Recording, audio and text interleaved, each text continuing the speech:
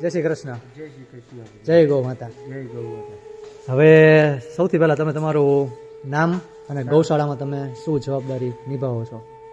ગૌશાળામાં તો ભગવાન એવું છે કે આ પોદરા વારવી, નીણ કરવી, એની સેવા જાહેર કરવી, પાવાના.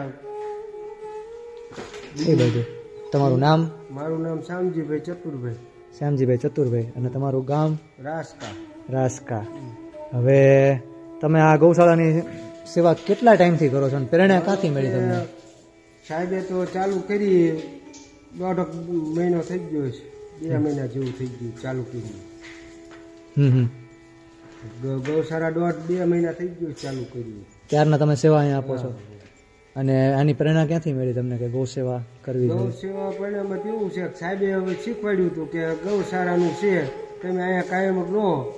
કે માનો કે હું 3 વર્ષથી તો શું ત્યાં કે માનો કે સાહેબ પછી કહે કે ભાઈ આપણે ગૌશાળા ચાલુ કરવાની છે, તો મારીથી જેટલી થાય એટલી મહેનત તો કરું જ છું ભગવાન. બરોબર છે. હવે રોજ દરરોજ તમારો દિવસ કઈ રીતે ગૌશાળામાં ચાલુ થાય છે? એટલે રોજ તો દરરોજ 500 રૂપિયા આપે આખો દિવસ કઈ રીતે શરૂ થાય છે તમારો? દિવસ તો સવારમાંથી જો સવારે છોડવાની, નીણ કરવાની, પાવાના, એને નીણ પૂરો કરવાનો. કારણ કે વાસીદું કરવાનું, એનું વાસીદું તો કરવું પડે ને ભગવાન. કેટલા વાગે ઉઠવું પડે તમારે? સવારે 5:30 6 વાગે તો ઉઠવું પડે ભગવાન. પછી ઉઠ્યા પછી તમારે? ઉઠ્યા પછી બસ આ ગૌશાળાનું વારી સોરીને કમ્પ્લીટ કરવાનું. બરોબર. બરોબર છે.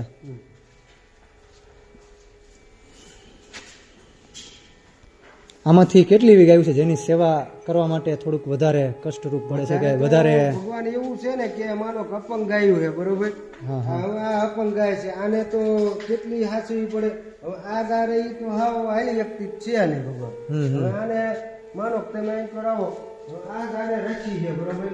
દરરોજ 2 જણા હોય ને તારે આ માનો રચી તાણવી પડે. 2 જણા હોય તારે રચી તણાય, બરોબર. ઓલી અપંગ ગા રહી એને 2 જણા હોય તારે એની સેવા થાય ભગવાન. ના, સાચી વાત છે.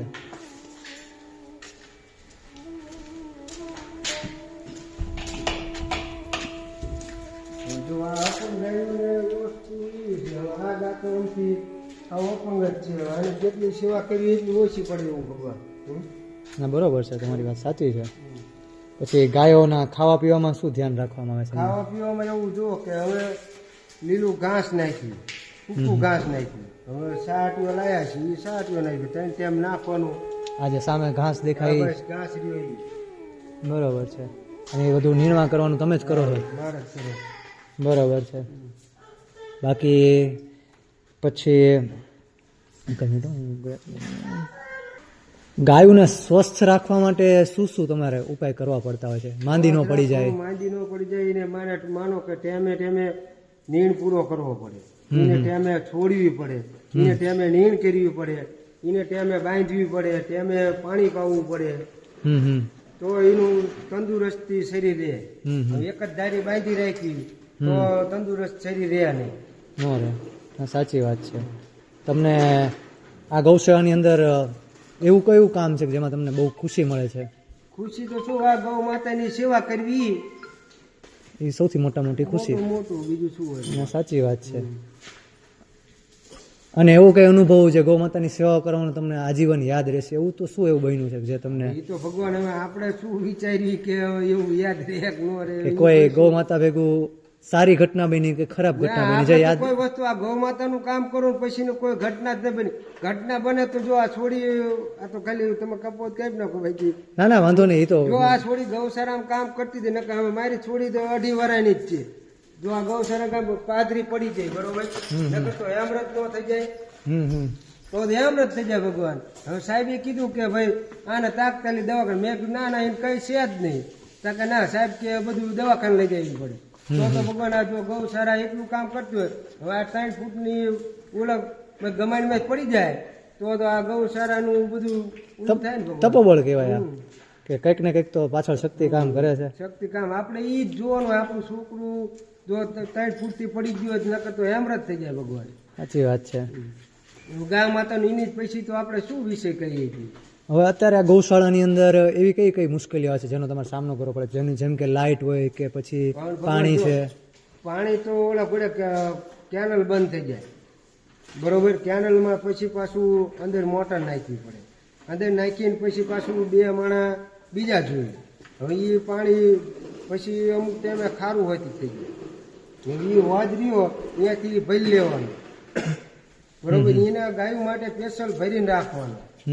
ગાયો માટે સ્પેશિયલ ન ભરી નાખવી તો પાછું ગાયોને રહ્યું ને ખારું પાણી આવી જાય, એટલે એ બધી તકલીફ તો છે જ તે ભગવાન. એટલે એ તમારે મુશ્કેલી. પછી લાઇટનું ને એનું કેવું કરે? લાઇટનું તો ભગવાન 8 કલાકની જ લાઇટ છે, 24 કલાકની લાઇટ તો આવતી નથી. હવે કારણ કે હવે મારા છોકરા નાના, હવે આ ગૌશાળામાં છોકરાનો હુરા વાક્ય કેટલા મસરા કરડે. ના એ વાત બી છે. અને ગૌ માતાનું પણ હવે ઉનાળો આવી રહ્યો છે તો એનું પણ બફારાનું તો કઈ રહી શકે નહીં, ન રહી શકે. ના સાચી વાત છે. જે યુવા ધન રહ્યું મારી જેવું, કે એને તમે શું સંદેશો આપો? ગૌ સેવામાં તમારે શું કરવું જોઈએ? એને કરવાથી શું પ્રેરણા મળે છે? કરવી જોઈએ કે ન કરવી જોઈએ? તો કરી, ગા માતા છે એ તો કરવી જ પડે ને ભગવાન. માં છે એની તો સેવા કરવી જ ન પડે. તો તમે યુવાનોને એ પ્રાર્થના કરો કે તમે સેવા કરો આમાં, સેવા કરો ભગવાન, કોઈ પણ રીતે, ધનથી કે કોઈ રીતે સહાયથી, ગમે રીતે સેવા ભાવ થાવ તો સારું ભગવાન. અને બીજા કોઈને જો આવી ગૌ સેવા તૈયાર કરવી હોય તો એ અહીંયા આવી શકે છે, તમારી પાસે શીખી શકે છે? હા, એ તો ભગવાન આવે તો શીખી શકે, એમ કે અહીંયા આવે તો શીખવાડીને ભગવાન. અને છેલ્લે આ જે વિડીયો જોવે છે એ લોકો માટે કઈ સંદેશ તો એ છે ભગવાન, આ ગૌ માતા છે, સેવા આપો તો તમારો આભાર. સાચી વાત છે, બરોબર. બીજું તો આપણે શું કહીએ છીએ? તો સારું, ચાલો શ્યામજીભાઈ, તમારી જોડે વાત કરીને ખૂબ આનંદ થયો.